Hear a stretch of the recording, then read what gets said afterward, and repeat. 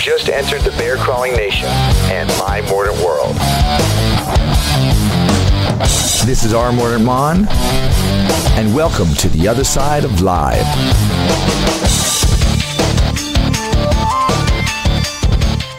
So anyways, here we go. It is the St. Valentine's Day Afterglow. Last show we leaned heavily on, I'm reading. Yeah, I have notes. So last show we leaned heavily on couples side of romance and relationships. This show I wanted to skew more towards just past the middle, leaning towards singles, you know, and yet still involving couples. You know, we want to talk about dating. We want to talk about, you know, what you did for Valentine's Day. And I'm going to put that out there.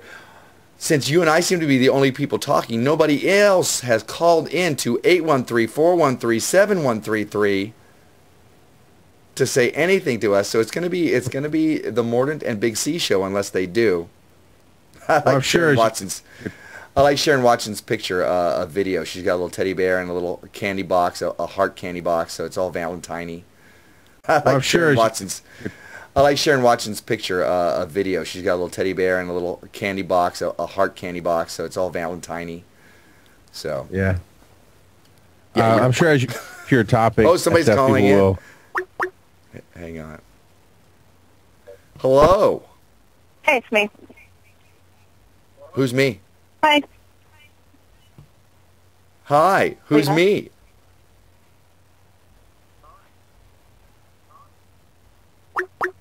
I don't know who me is. I don't either. So we have another caller coming in. It's Leah. Leah. Hi, Leah. Welcome to the other side of live. We're seeing a really bad echo here. Hang on. I'm muting all. Is that better? A little bit, yeah. There we go. So we're talking about our Valentine's Day experiences, and we're just getting into that. What did you do for Valentine's Day? Or St. Valentine's Day? Anybody? Well, you know, so I wasn't with anybody other than my family. Right. So we had a nice dinner. We watched TV together. We all exchanged Valentines, and it was just What'd you get? What'd you get? Was it little cards? Was it gifts? Was it chocolate? Come on, share with the class. I got sweethearts. Sweethearts. Oh, those are the little candy hearts? Sweethearts? Yeah. Yeah. Those are always fun. Would they say they have little words on them? Yep. Welcome, Rhonni Rocks. Adjust your camera. You got too much headroom. Max headroom.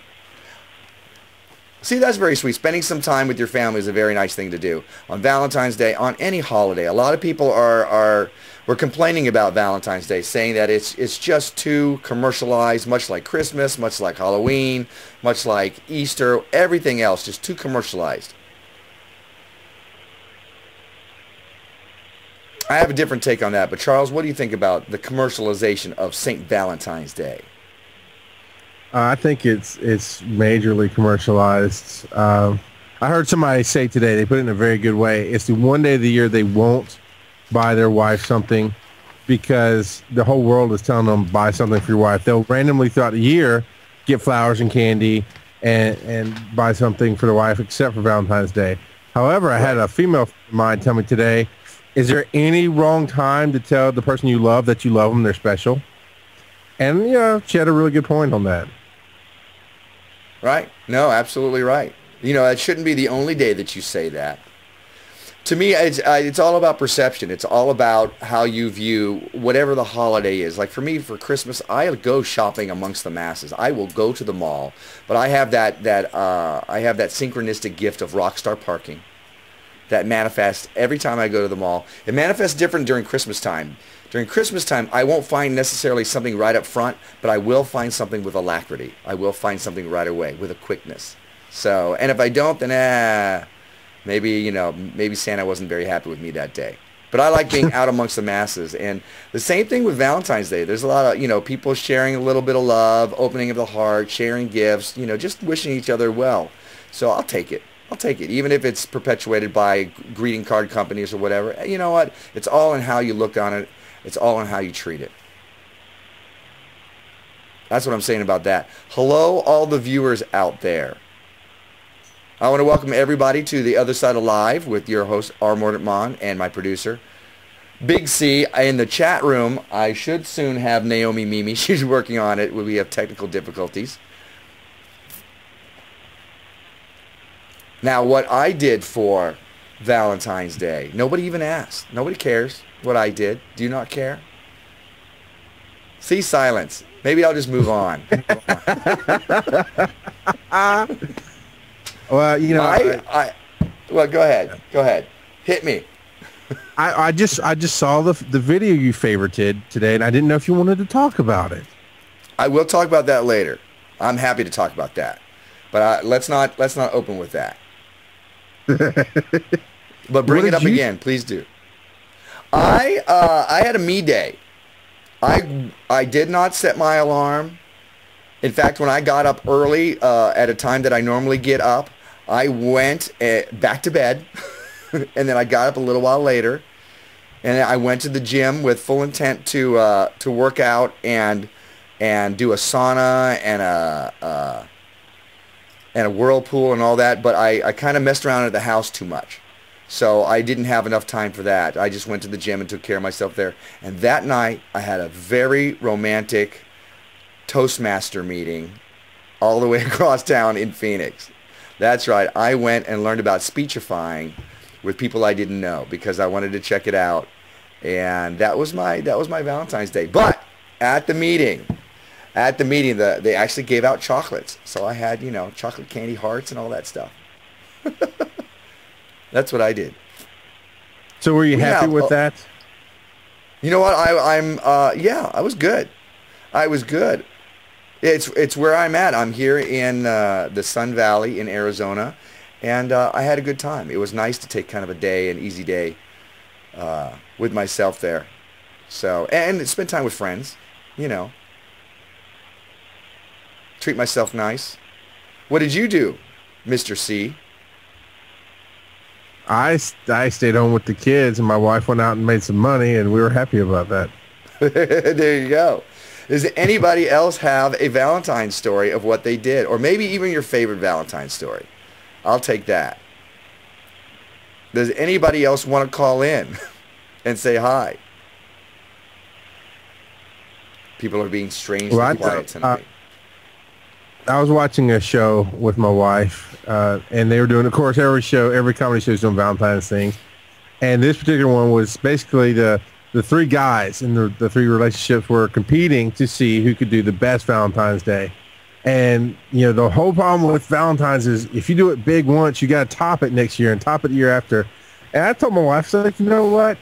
When we had the money, if we, you know, once we get out there and we have the money to do that, if she wanted to celebrate Valentine's Day, I could see that. I could see having the one day of the year, not to tell each other you love each other, but to have the one day of the year as husband and wife to say, ooh, what's going to happen this day? That last year was so awesome. What's going to? I could kind of see that, but my wife and I are not huge. We like surprises, but we're just not big on holidays. I mean, when it comes to Christmas, we take care of the kids, you know, and we both have expensive taste. That's a problem. We have expensive tastes. So chocolate's nice, but to really go big, it'd be, you know, a lot of money, and we're just not at the level to play on that level. Right. Yet. Right. There's other things that you can do besides spend a lot of money. There's, you know, just something different that you can do, getting out and about. You know, we're talking about St. Valentine's Day and everything that we did, but this is going to segue into dating. Last week we talked about relationships. 2 weeks ago we talked about relationships. Today we're going to talk about dating and what that means and what that is for you, whether or not you're already in a relationship. You know, dating your spouse. I mean, hey, look, I've got my spouse and then I got my date. So somebody looks like they're calling in from Arizona. Hello, 602 area code. Hi. All right. It's Katie. Hi, Princess. How are you?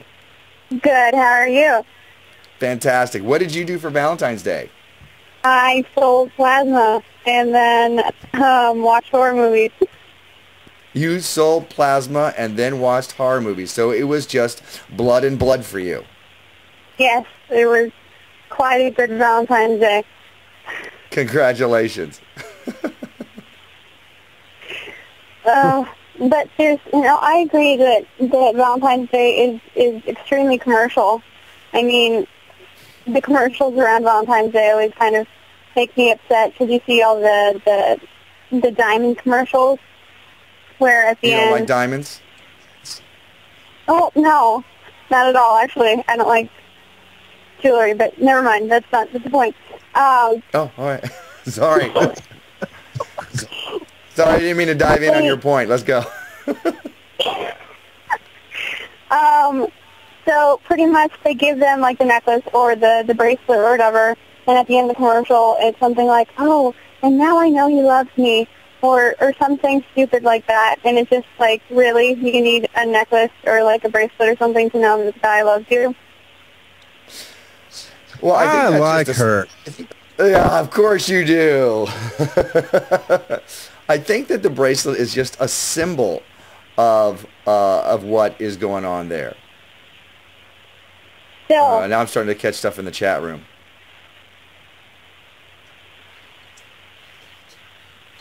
So, you should call in on Thursday because we're going to talk about the dark side of Valentine's Day. We would love that call, must Joe? Yeah. Princess, you should call in Bear Crawling Nation. Yeah.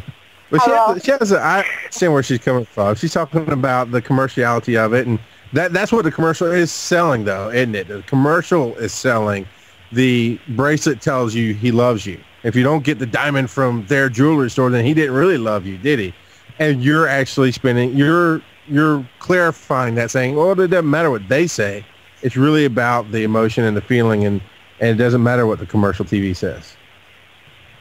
Right. See, Charles, that was a very eloquent point. Whatever happened and I to think picnics? Whatever happened to picnics? Yeah. I think a picnic would be a fantastic Valentine's Day date. Except I think that would on be the a East wonderful Coast. one. What's wrong? Oh, well, yeah, not on the East Coast. Yeah, Not with snowpocalypse happening. Mm-hmm. But you could have a picnic inside. You could lay out a little blanket. You could do, that whole... I think it's all about the effort. The effort that you put into something. If you have a picnic inside, you lay out a blanket, you have, whatever you would have on a picnic, and you make the effort to make it look very nice, maybe pop in a CD with nature sounds in the background. I think the effort that you put forth to it, saying, hey, look, I care enough about you that I'm going to do a little bit more. And sure, the rest of the year, maybe we spend some good times together and we do some good things. But today, I'm going to make it a little different, just because it's fun, not because I have to, not because society or the commercials say I need to, but because I want to. And this is a good opportunity as any. So why not have a picnic indoors or do something else like that? And I don't know why I'm doing this chopping motion.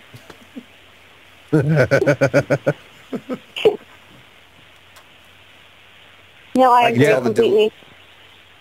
You agree? Yes. Fantastic. Well, that's one point for me then. Now, if you were to woo a girl when you were trying to date someone, or if you were dating somebody steadily, Mordant. Are you talking to me or are you talking to me, yeah, Princess? I'm talking to Mordant, Mr. Mordant Mahon. If you were to date somebody steadily or, have a love interest, what would you do on Valentine's Day to express your love or to woo them?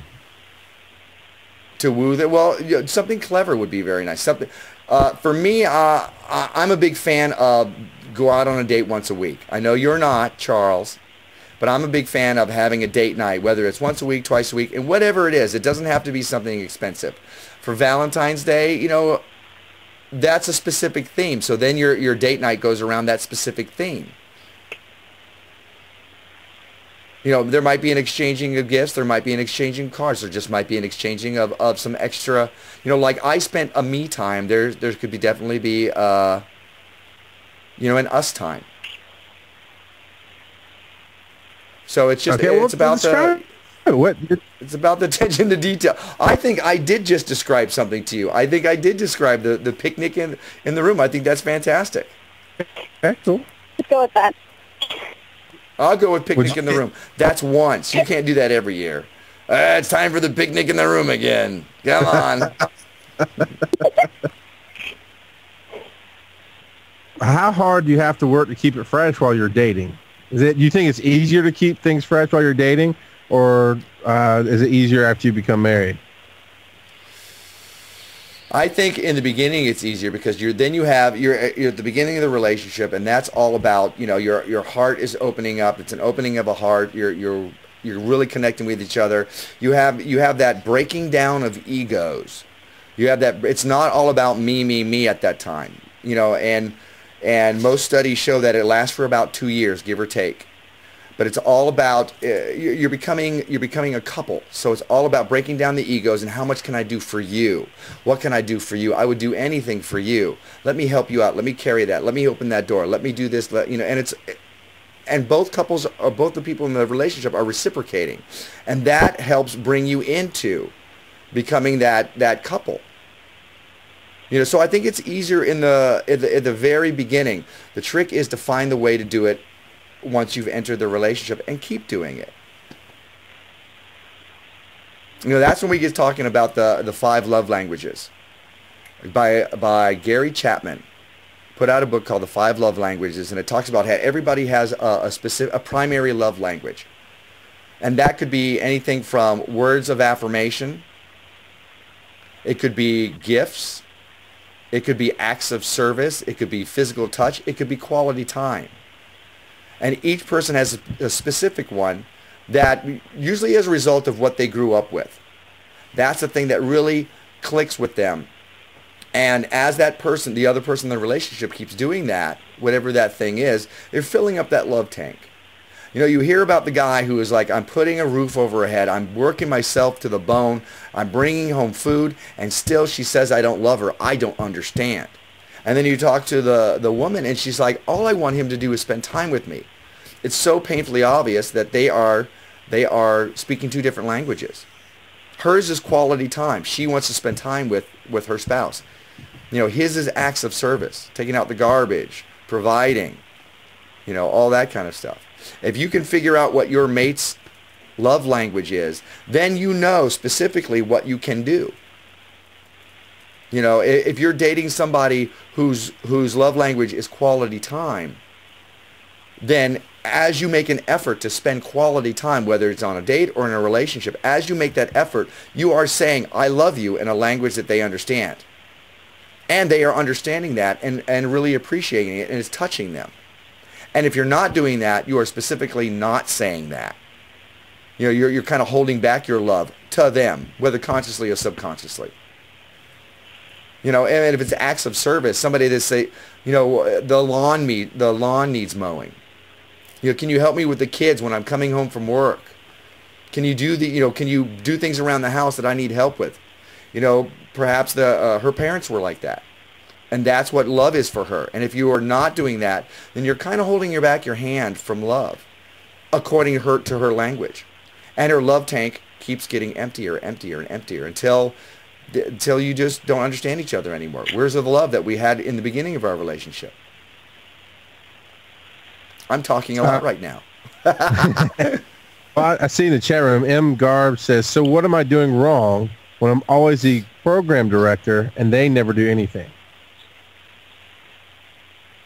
Nothing. You're doing it right. No, I'm sorry. Yeah, you just need to learn to be able to communicate with each other. You need to be able to say that, you know, hey, this is what I need. This is what I need in my life. And if you do this for me, this is what says you love me. I think I heard somebody new talking. But maybe not. No, Ron, we just finally turned off her mute. Rhonni rocks. How are you?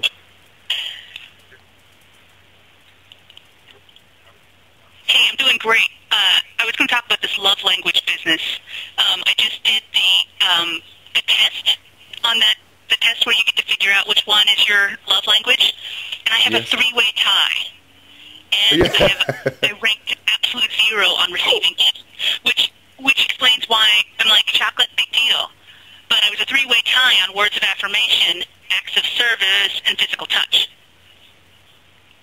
Fortunately, the hubby gets it. I don't like none of that. You know. Yeah, I can see that. I can especially see that with acts of service, and I think that he's very much an acts of service guy. Yeah, absolutely. Don't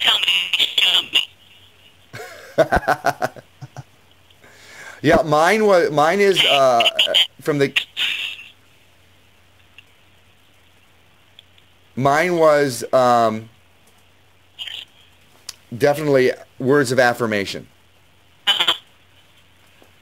So that, you know, that, and I could see that in dealing with certain people who don't like to talk or don't like to say things. I could feel myself getting less affected. You know, I did find out too that I like gifts. I think I got that from my mom. She was very much a gifts person. So, but words of affirmation, I wasn't sure about that for a long time, but now I'm absolutely sure that that was my, you know, good Mordant. Well, I like the way you do that, Mordant. Thanks for taking out the garbage, Mordant. I remember staying with a couple. And in the morning they would sleep late, so I would do the dishes. I would take care of, empty out the dishwasher. And I thought, oh, that was just a nice thing to do. And my friend would come down, and the wife would just like, thank you so much. That's just great. And every day she would say that. And because she said that, I was like, oh, I want to do that some more. Oh, yeah, oh, that's great. As opposed to somebody going, you know, would you at least do this? You know, starting to nag on that, which means I don't want to do anything then. But if you, you know, stroke my ego with words, I'm all about it. I'm like, oh, what else can I do for you? That makes sense. Right. So that gets into the whole dating thing. You know, we're talking about dating tonight. And trying to learn each other's love language is not necessarily the easiest thing to do on a date. But that means, you know, the first time you're going out with somebody, you want to get to know them. You want to go not to a movie. You want to go somewhere where you can talk to each other so you can learn more about each other. Because I think that's what this is all about. If you're looking at getting into a relationship with somebody, with anybody, if that's your goal in dating, then you're going to spend time talking to them, having great conversation, finding out more about each other. If you're just looking to score, that's a different ball game. And, you know, we're all adults here as long as you're not hurting anybody and everybody's respecting each other. If that's your party, have fun. But, you know, figure out the reason you're going on a date, what you're trying to achieve from a date before you go out there. You know? Something that I read recently, Cindy Lou in the 4-Man Plan is talking about how women respect themselves, how, you know, she has a mathematical way of doing this. She's an Asian who developed a mathematical system for dating. And I recommend her book, The 4-Man Plan, wholeheartedly. You can go to 4manplan.com or go to audible.com. Because she talks about, what I like about it, it teaches women to respect themselves. You know, and one of the things she says, and this is the quote I want to read, a man will only treat you as well as he has to get you in bed the first time. A man will only treat you as well as he has to get you into bed the first time. What do you have to say about that? Anybody? I've got a wall full of women I'm looking at and nobody's saying word one. I think it's true. Oh, Princess thinks it's true. Oh, look, all the girls are sitting up a little straighter now, too. What now? No, I think it's true about a lot of women. And I hear nothing. Right, you think that's true about a lot of women? Yeah, what do you mean about it's true for the women? What I mean is, I think there's plenty of women that are looking at a guy going, yeah, I do that. What's involved? Okay. I mean, I think as a guy, I came from a whole different background. So I wasn't, I mean, the whole getting the girl in the bed thing was not even on my radar. It was always about the relationship and building it with them. And so I don't know how I can respond to that. I mean, you got to talk to a whole couple different audiences there. I mean, there is an audience that believes that, you know, when you like somebody or love somebody, you sleep with them. There's an audience that believes that, you know, one night stands are cool. There's an audience that is somewhere in the middle, and there's an audience that is, of course, out there that says you don't sleep with somebody until you get married or whatever. I think it depends on how you're raised to how that might apply to you. Right. Right. And that gets into the whole love languages thing, just knowing yourself as well. I'm having people drop off and then come back in. Really important, I'm sure. Well, my phone disconnected, so I'm back. All right, so what about? Okay, somebody's got to mute. Everybody looks muted, and yet I'm hearing your end. It's on their end that they have to do that. Well, what about is chivalry dead today? I mean, I remember watching. I think it was A Tree Grows in Brooklyn with Robert De Niro, and the advice that he gave the young kid was, you open the door for the girl, and she gets in, and you leave your door locked, the driver's door. So as you walk around, you watch, and if she slides over and unlocks the door for you, she's like the one or whatever. She's a lady. I was raised in the Deep South with a very twisted sense of chivalry that just doesn't honestly work in today's society. But I heard Rhonni say no. And some of the people are saying chivalry isn't dead; it's changed. What goes on with that today? I'm looking at Aliah. If I'm saying that wrong, I apologize. And she's got a definite yes with a lot of exclamation points. So Rhonni says no, chivalry's not dead. And Aliah says yes, absolutely. I think for most people it's dead. What do I think? I think it's case by case. Now, how old are you, Princess? Me? I'm 22. Yeah. How much of a crowd of chivalrous gentlemen have you dealt with at the old age of 22? Ricky. Or Mordant. Well, thank God I made the list. Pretty much it. I think it definitely depends on where you are. You seem to be definitely in the college range, and at college, it doesn't seem to be. Chivalry does not seem to be very much alive at all. Yeah, let's go down the list. I mean, opening doors, pulling out chairs, getting her coats. Those are the small things. Waiting until the woman's meal comes as well before you start eating. Yeah, I've never even heard of most of these before. So what else does it mean then? Well, I think what Rhonni was saying that we talked over is that it's just being considerate. It's taking the other person into consideration before yourself. Yeah, I'm looking at the chat room. Detached Lotus says, in college, chivalry stops at bringing the girl a drink.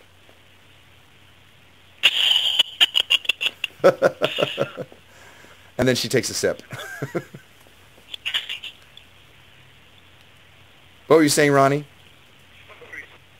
I have friends that, some friends in New York City, house full of roommates, and I learned this great thing from them, that if a man had done it, you would say, oh, that was totally chivalrous. But when they set the table, if there was any roommate that was still out at work or wherever, unknown, not like they'd called in, but we would always set an extra place setting at the table. Right. So that should somebody show up, they've got, I'm disconnected again already. They feel welcome. So you show up and your roommates and their couple of house guests have made a big dinner, but there's a place for you.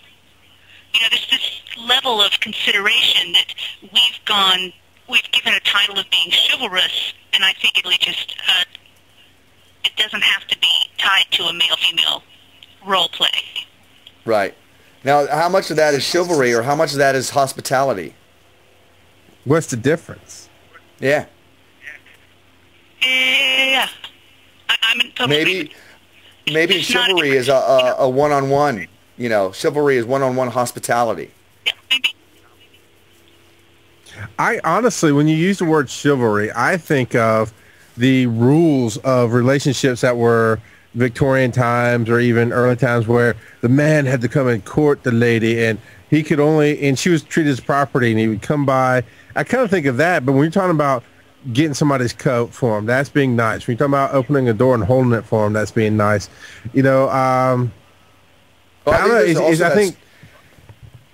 There's the story of Queen Elizabeth. And anybody who saw Shakespeare in Love has seen this, or at least the joke about it, where she is walking and there's a big mud puddle. And all her male suitors are around there and just kind of staring at each other. And I think it was Sir Walter Raleigh took off his own cloak and laid it into the mud so that she could step over it. That was chivalry. That, or an example of it. Courteous. Hospitality. Well, if he's really chivalrous, he'd have put it... has a comment there about... Say again? Charles, where'd you go? I think he was waiting for you to Ron? talk. I think he was showing an example of chivalry. Lost it in the audience. Yes. And pausing? What would you say the woman's role in this is?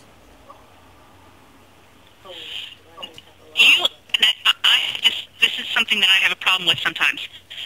You have to allow space, graciousness. You have to be in a gracious space in order to allow people to be chivalrous. Right. And sometimes I'll be in a mood and I want to open my own damn door.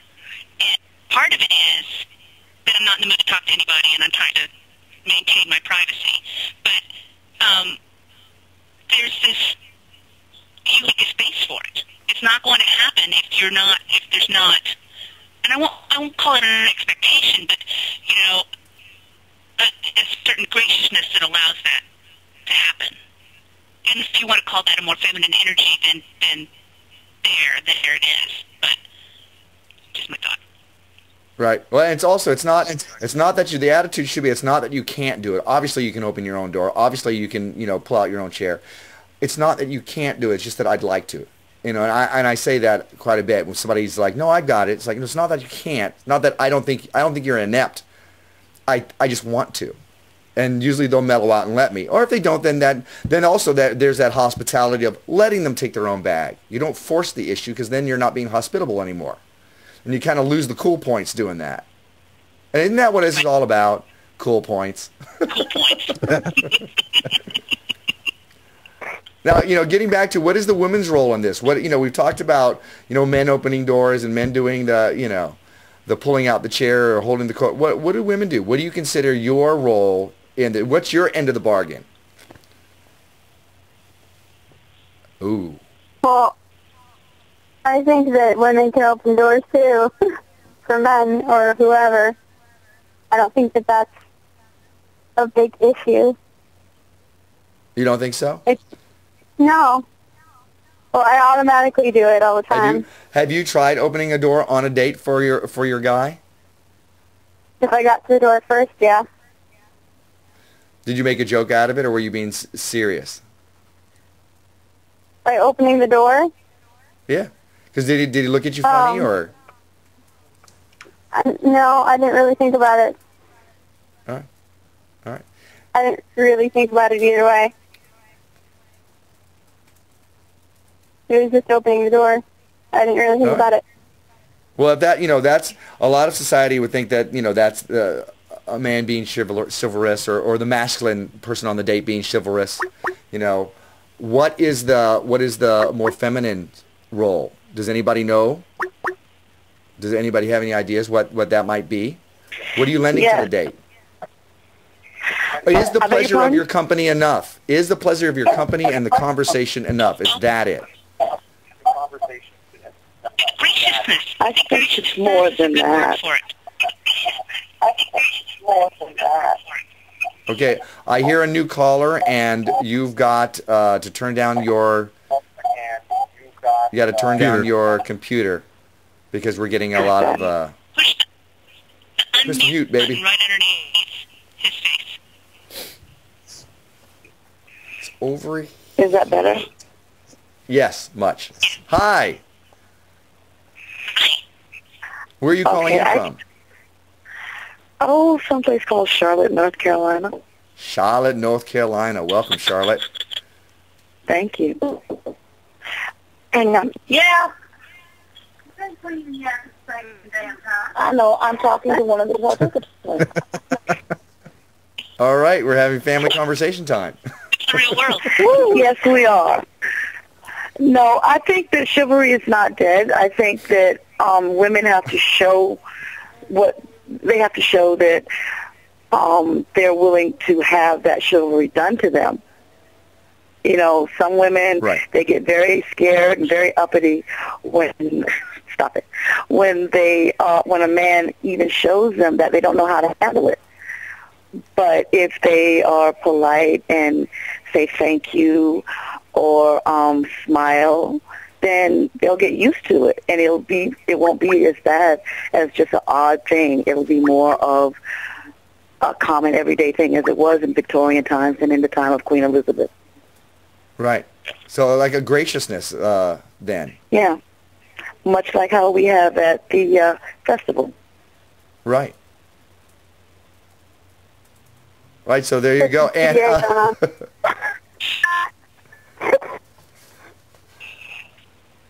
so getting back to that original quote from Cindy Lou, a man will only treat you as well as he has to get you in bed the first time. You know, I'm a big fan of it's up to you what you allow in your life. It's up to you what you allow in your dating relationship. And this is mostly for the women. You know, you dictate how you will be treated. You teach us how you want to be treated. So do you demand, you know, being treated with that kind of respect? And of course, accepting it with graciousness, but do you demand that on your dates? Or are you okay with, you know, just being called whatever and you know, you're just lucky to be out with the guy? What's the practical application? A man's going to treat Anybody? you the way you require him to treat you. There you go. Yep, And absolutely. if you respect yourself and demand that respect from a man, then he's going to give it to you. If he doesn't, then he wasn't worth it in the first place. And I think that you hit it right there in the beginning. You respect yourself. You love yourself first.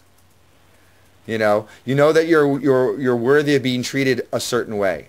And if somebody doesn't treat you that way, well, you're a fantastic person. There's plenty of people out there. You know, and I think you'd be surprised that a lot of guys would rise to the occasion if you're like, oh, no. I went out with a woman once, and before our date, I went to kiss her, and she looked at me, and she's like, you will not kiss me before the first date. I was like, oh yeah, yes, ma'am. And we had a fantastic dating relationship. She was great. Loved it. You know? You teach me that you are worthy of respect, and this tells me that you demand that of other people. You're not just giving anything away. So this is like, wow, you're somebody special. Okay, I'll step up my game. It goes from playing in Pee Wee League up to the NFL. You know? And I'm not saying that dating is a game, but it should be fun. You know? Anybody else out there got an opinion on that? We seem to have gone into kind of a deeper subject than what we started off with. But I think it's important. I'm sorry? Okay. Naomi Mimi says there's stuff happening in the chat room, but I don't know what. I don't know what. She knows what. I'm going to, I have my little set. Go ahead, Charles. I was saying people are asserting themselves in the chat room. Oh, they are? They're more or less same versions of things that you're talking about, with it going a little off. But all right. Well, let's move on to first dates then, unless you had something to say there, Charles. No, I was going to help you roll on to that. So tell us about your favorite first date. Well, before we go on to first dates, I want to say hi to any new viewers who are out there. This is where I give a shameless plug, pimp myself out. If you are liking what you're hearing, you can come and enjoy this twice a month. I ask that you like me here on stickem.com. And I ask that if you want to find out more about Mordant World, you can go to facebook.com/Mordant World and like that as well and become one of my Mordant World maniacs, or whatever you call yourselves. Dream catchers. We'll go with that. Dream catchers. First dates. First dates. I remember going out with this. Okay, I was really nerdy geeky in high school. No, it's true. I was in swing choir, and there was no glee to make it look at least a little bit cool. There wasn't anything like this. And there was this girl there in swing choir with me, and I just, oh, she's great. And she was dating this guy. I think he was on the football team and everything, but she kind of took a shining to me, which I didn't understand. We talked back and forth and actually had a first date, and I was too nervous to kiss her goodnight. And that, I don't think we had another date after that. She may have even thought that I wasn't interested in her, but I didn't even have enough in me to go, can I kiss you now? So that was my one dating thing that I was like, oh, I wonder what would happen if I just kissed her goodnight. I probably would have had a girlfriend much earlier than I ever did. Oh. Well, that's my dating, my first date. That brings up a question: is when you don't run in a world, in a social society, when you don't run into, you're not in her circle typically. When you're not the guy that is so confident you want to take what you want and all that, where you're so nervous, how do you communicate with somebody that you do like them? I mean, when the first date with my wife, we went out and I just wanted to talk to her. I wanted to get to know her. That's how I operated. That was the world I worked and lived in. And she fully expected the whole, movies, dinner, try to kiss me at the end of it thing that she had been experiencing. And of course, I was a breath of fresh air or whatever. And she was surprised. She told me later, she was shocked. I didn't even try to kiss. I don't even know if I tried to shake her hand. I was like, hey, it's been nice talking to you. See ya, But how do you communicate like you? How do you communicate to that girl that you like her when you weren't not liking her? You were just so nervous you didn't want to kiss her. Well, it's like with anything new that you're doing. You're going to have the first bad dates until you get used to it. Like, I'm learning to do motivational speaking on stage, and I'm very, very nervous. It's way outside my comfort zone. But eventually, I'll get comfortable. When I first started doing video blogs back in late April, early May of last year, I was very nervous. And here I am now doing a live show. So you get used to it. In those first few dates, they're going to be miserable, and there'll be great stories for later. But then eventually you'll get your confidence, and you're able to talk to people. I still have a hard time walking up in a strange place, a bar, or somebody, hi, can I buy you a drink? I can't do that. But, at my job, at a Renaissance festival, I can talk to anybody. And I do. Hi, I'm Mordant Mahon. You know my sign. No, I don't say that. Jackass. You know who I am. No. Oh, Charles, you're fired, dude. Nah, sorry. And how do you start the date? I have started a date. I have started a first date. Not everyone, but I have started a first date before with a kiss. Open the door, greet her with a kiss. It makes a statement of my intention is that I like you and this is a date. Now, I've had other dates where I didn't do that. It's more of just getting to know you. That sounds out there. I mean, I heard the princess go, oh, I'm like, really? You want to see my big bear face come in, go knocking on your door, hey, mwah, Well, if she's out on a date with you, probably. Maybe. But this is your first date. It's your first date, right? You kiss before you start the first date. It's just, I'm not comprehending this. It's odd. Well, let's say you're talking to somebody. Let's say you're talking to somebody for a while, and maybe you're friends before that. And I knew the woman before that for a while, and so you ask them out. Oh, we're going to go out. It says this is not a friend date. This is a date date. Okay, so you're kind of talking about, you're referencing taking it from the friend zone up to, I'm actually dating you. This is an official romantic date.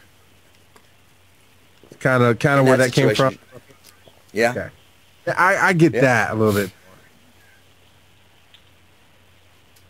Anybody else out there? First dates? What is a good first date? They're scary? Yeah, they are. Rhonni Rocks is trying to say something. I can see she's just chomping. I haven't had a first date since the 80s. Well, since you're married. Good. That's good. When you're talking about kissing hello, that's also also regional. My New York friends kiss anybody you're friendly with. You kiss hello. Right. Well, I guess in the South, we hug it out. Hug it out. Personal space is bigger in the South. Yeah. Yeah, I think this was a more northern girl. And now it So, is. and then it's completely different in if you go somewhere like Spain, where women are taught to say no 100 times. So two things happen. One, you know, they get used to saying no to everybody. Two, the guys will just keep going, keep going, keep going. And it's literally 100. On 100, then if they're interested, they'll say yes. If they're not, they'll say no. You have to keep count. So I've had a female friend of mine from America go, this guy was just all over me until my friends, you know, my Spanish friends say he's got to do it 100 times and then he'll get it. And she was just like, no, no, no. And finally they became friends afterwards. But that's a cultural thing. So it is different everywhere you go. I had to fix my glasses. So there's this dating site called OkCupid. And they've done database studies with their stuff. Last year they did this really controversial thing where they compared people's writing skills and spelling skills with their religious backgrounds. Well, they just came out with a new study last week, which was the questions you should ask on a first date. Oh, that's awesome. Oh, yeah, and they're completely not what you think. So, like, if you want to know, like, these are the questions that are easy to bring up but correlate to deeper, unspeakable issues. Like, if you want to know, if they'll sleep with people on the first date, so if you want to know, will my date have sex on the first date, what you ask is, do you like the taste of beer? Because the correlations of hundreds of millions of interactions said that people that said that they liked the taste of beer were more likely to sleep with somebody on the first date. And they had questions about religion. It's hysterical. And I can't get into the chat and post a link to it, but I'll post it on the Mordant. I'll post What it is on it? the Mordant. If you say it, Naomi Mimi might put it up. Okay, it's http://blog.okcupid.com / Yeah, okcupid.com. Got it? / what? Okay, / so after.com is / index.php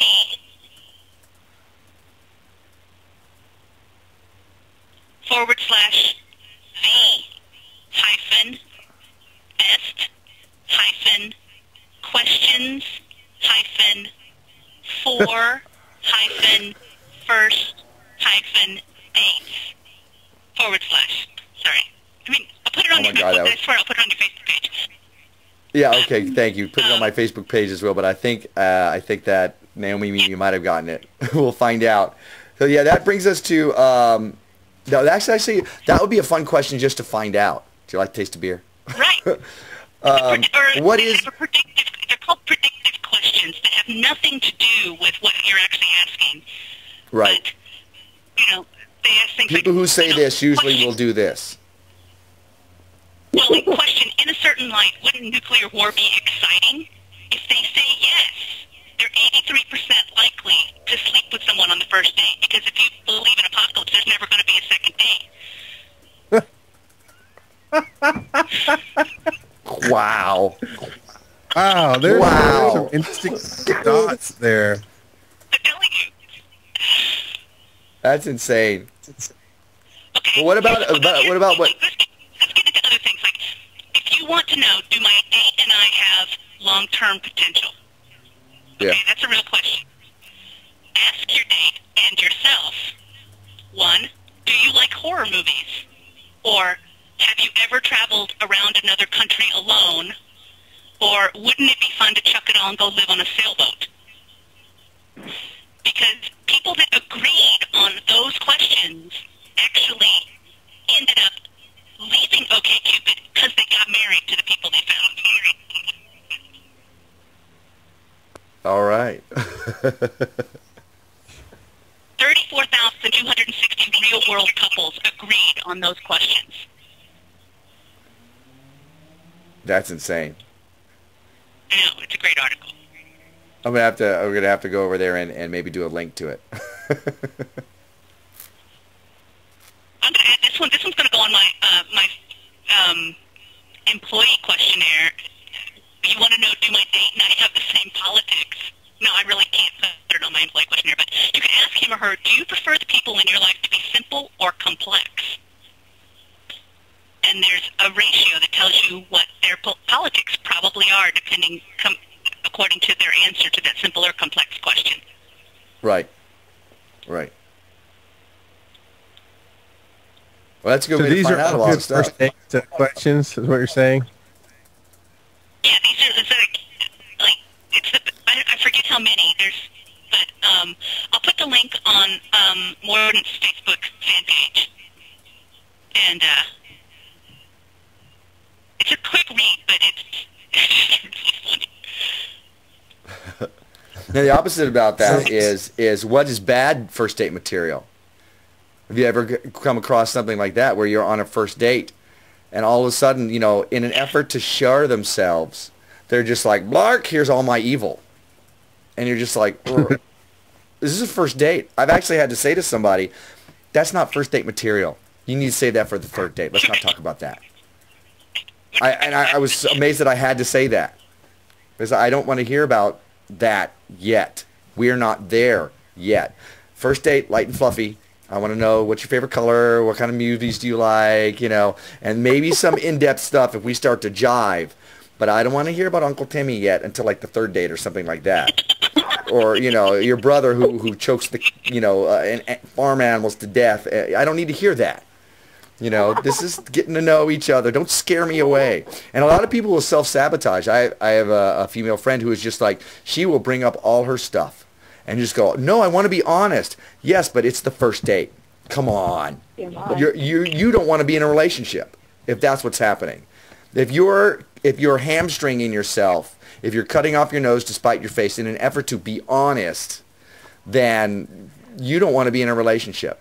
Sure, you should get into that stuff. Absolutely, you should not hide anything as you get more and more intimate with somebody. But a first date? Come on.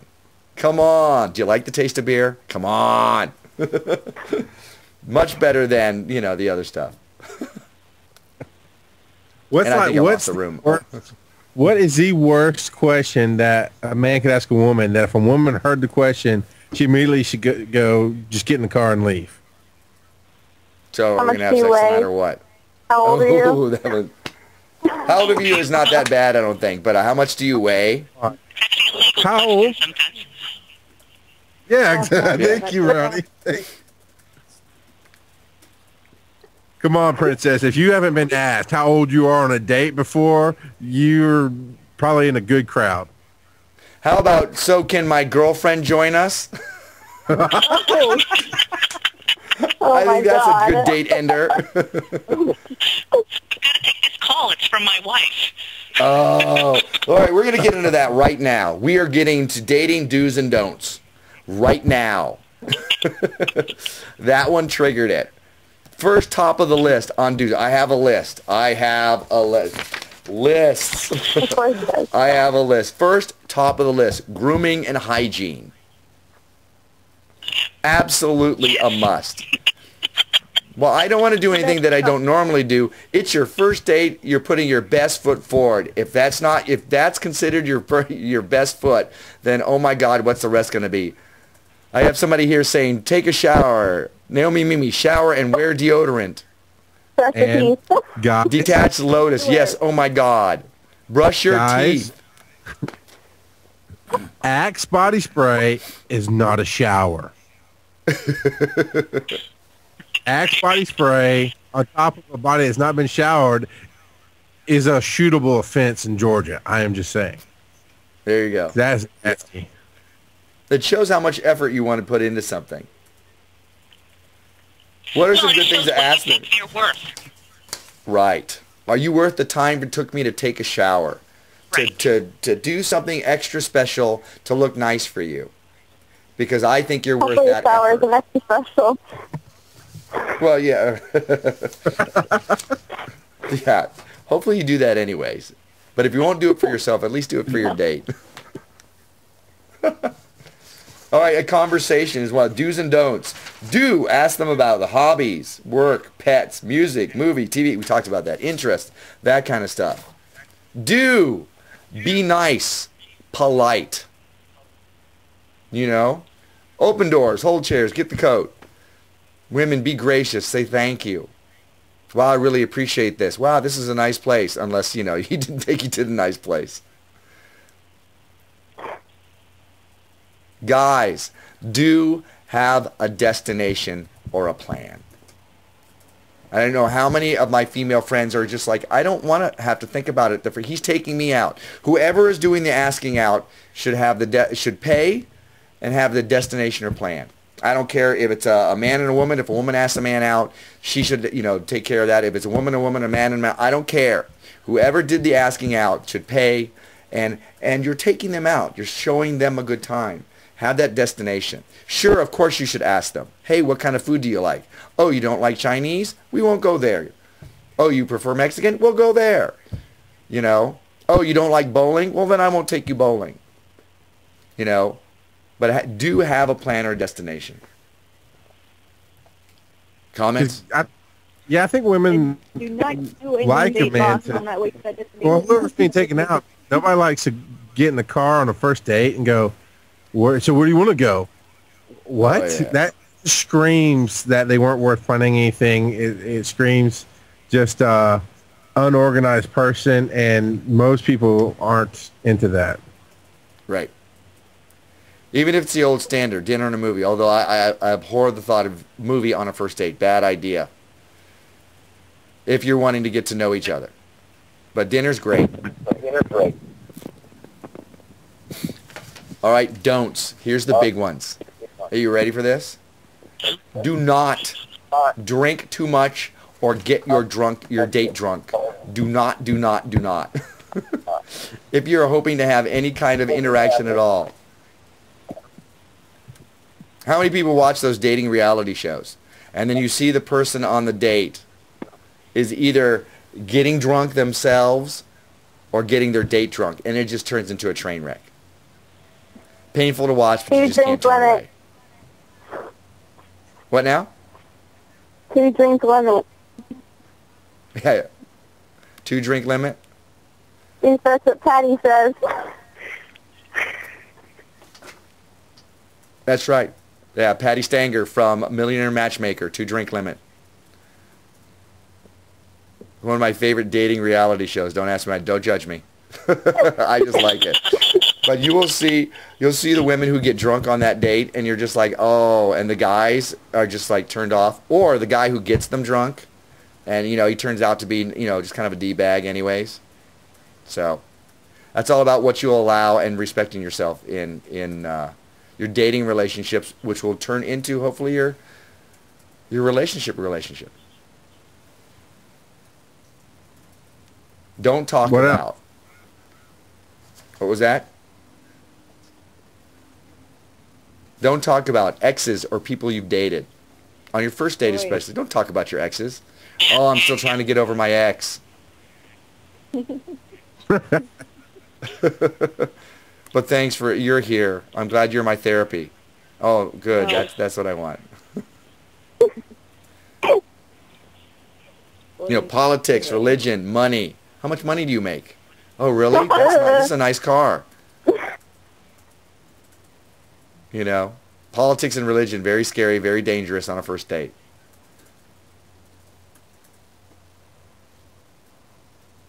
Well, sometimes if you're getting to know somebody on a lighter level, politics and religion is okay. Because what if you're a really religious person and the person you're on a first date with is an atheist? You can skate across the top of that and find out, I might not have as much in common with this person as I thought. Right. You don't want to debate the reality of the Bible versus the spaghetti monster or anything, but you might ask a little something there. Right. That's why I said it's dangerous. You know, the politics and religion are dangerous. You know, you can get into it and see a slowly if you can walk and talk around it. But I don't really think it's first date material. Okay. I'm doing a lot of talking tonight. I love this. I love the one that you have here because I have his list too because I like to see it and be secretive. I love that. Don't hit on another person. Yeah, don't hit on somebody else. Don't go to the waitress and hit on her while you're, or the waiter and hit on him while you're on the date. Don't go over and chat with people at another table. Hell, I'll be back in a few minutes, and then leave your date or go up to the DJ booth, which I've had a friend do. Leave his date. Or talk on your phone. Or talk on your phone. That's a big one. Talking and texting, not on a date. It's a couple of hours that you can, unless you have kids at home, that's different. You need to have that contact, period. Family first, period. But if it's your friends and you're texting, the phone, where's my phone? The phone is another, here's my cheap phone. The phone is another, not my unsmart phone. The phone is another person on the date. The phone is another person in your relationship. If the other person is on the phone all the time, they are having another relationship. There's another person in your relationship that you have to deal with. That's a whole lot of suck when you want the attention of your loved one there. Well, it's easy. It's easy to feel discarded when the phone is more important than you are, and you're supposed to be the highlight of the evening. Right. Okay, I'm going to skip over some stuff and just go to the big one. Sex on a first date. Anybody? Absolutely not. Oh, Naomi Mimi says absolutely not out loud. No sex. Okay, I've got 2 no's. There are a lot of people out there. I got to say, there are a lot of people out there. Part of the show that we do, we stand somebody up and we're picking them. And one of my partners will turn, do you mess around on the first date? Do you have sex on the first date? And the guy will usually say, no. And then he'll turn to the woman and go, did he? And a lot of times, yeah, we did. But they wound up together. But that's not the law of averages there. Right. So, sex on the first date, we got a bunch of no's. Because I don't really think it's a date. It turns into a one night. Steve Edge. I was going to say Steve Edge said, date with my wife, Chinese food. If you just have sex on the first date? What now? Wouldn't it just be a hookup if you had sex with the first date? Yeah. Depends on how that's not a relationship. How cool was the date ahead of time. I can't discount those couples who did wind up together. But I say it's not the wisest choice. And you're certainly not teaching this person to respect. You're not teaching this person to get to know you. And then all of a sudden your go-to, because sex is also a conversation. That physical intimacy is a form of conversation. If you find then suddenly you have nothing to talk about, that's your go-to. And then that's all your relationship is. It's a great part of a relationship. However, ... it shouldn't be your go-to. You should have a lot of other stuff in common if you want to have a rich life together. And this is my show. That's my opinion, so I get to give it. A question that was sent to me is, how long should a first date last?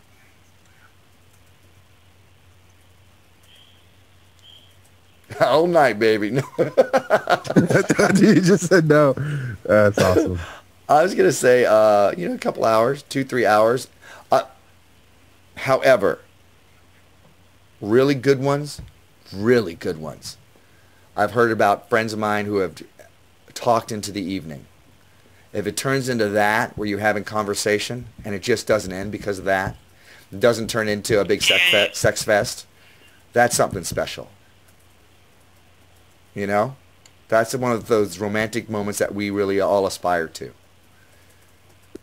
But, for most people, you want to keep it short and sweet. Just in case. Just in case. It's personal choice, Hey, he's really cool, and I like hanging out with him, but oh my God, dumb as a post. So, do you want to spend 5 hours with that, or 2 or 3? Depends on the date. So. Friend zone. I see it in the chat room. Somebody's friend zone. Friend zone. That's Dave. On my first date, I was trying to find a coffee shop or somewhere to go, and that just wasn't going to happen. So my wife ended up. We went to a movie. There's nothing else to do. We went to a movie. That took her to eat afterwards. We went to the place where her brother worked, and he kept kind of hovering over the table, and I'm like, "Go away, man! I'm trying to hit on your sister." And I didn't say that, but out in the parking lot in her car, sitting for, I don't know, 3 or 4 hours, just really bad. And they closed the restaurant down. Her brother took some people home, came back to check on us, making sure I wasn't like killing a sister or anything. But we sat and we talked for just hours on end until it got like super late, and we knew we had to get her back home and all that. But it really was probably one of the best experiences I ever had. Right. And you still talk today, don't you? Not if I can help it. No, we do. We do sit and talk. I don't think you can shut up, so. I've met your wife. She's a good woman. You be nice to her. Yes, she is. I had a really cool first date at Costco. You had a first date at Costco? Okay, we got to hear the story. Okay, so we went to Costco because we both didn't have any money, but we wanted to hang out. And so we pretty much did like a dare with each other that we had to try all the samples in the store. And it was like a Saturday, so everything had a sample. And so we went, and it was fun because, you know, some of it would be gross and some of it would be really good. And it kind of sparked conversations, and it was really fun, actually. And it was, you know, a way to kind of get to know each other without having to spend money on it. Yeah, it's all about sharing experiences. Yeah. I think that when you find that special someone as your, you know what, I've done this before. I've gone to a movie before. I've gone shopping before. I've gotten drunk before. Went down to see NASCAR before. But now that I'm with you, I want to do that with you. It's about sharing experiences. And if you're lucky, both of you can share something new together. Wow, we've never done this. Let's do this together so that we can have that shared experience. So, you know, that's great dating stuff. That's great Valentine's Day stuff, too.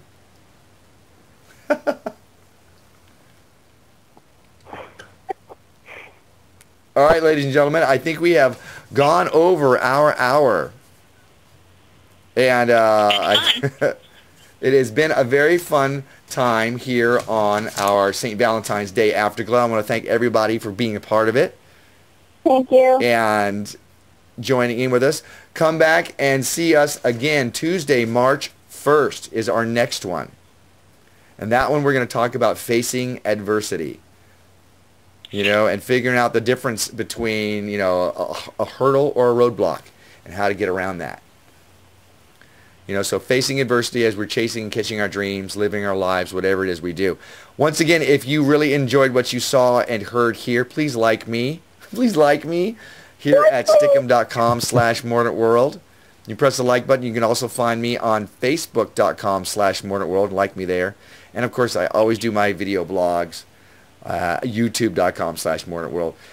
Big C from the Bear Crawling Nation is doing his show on Thursday night. And you can find him at bearcrawlingnation.com. I think you can find me there as well, bearcrawlingnation.com, as soon as we turn these into podcasts, audio podcasts, which we're going to do. We're working on it. And, you know, honestly, the biggest thing you can do to help, is go to the Mordant World Facebook fan page and suggest it to your friends. Spread the word. Just say, suggest to your friends that they like the page, and let them come on their own and discover it. That's the best thing you can do to help us out here. Definitely would appreciate that. Absolutely. And that so thank you. Article is on his Mordant World page now. Thank you, Rhonni Rocks, for coming in. I want to thank all of my panel crew, Detached Lotus, Silent but Mighty there from the beginning, Chicky 3737, my princess, Rhonni Rocks, who is now not have a camera, Hello Kitty, or Hello Kelly, who had a boyfriend or a husband coming in and necking with her. That was interesting to watch. Thanks for that. Of course, Alexis, PK13 from Florida. Good to see some of my hometown peeps there. And Sharon Watson, thank you for the Valentine's Day wallpaper that you gave me. Naomi Mimi in the chat room and everybody that played with her there. And Charles, thank you all for experiencing the other side of live. Everybody, you have a great night. Ciao, ciao. Bye.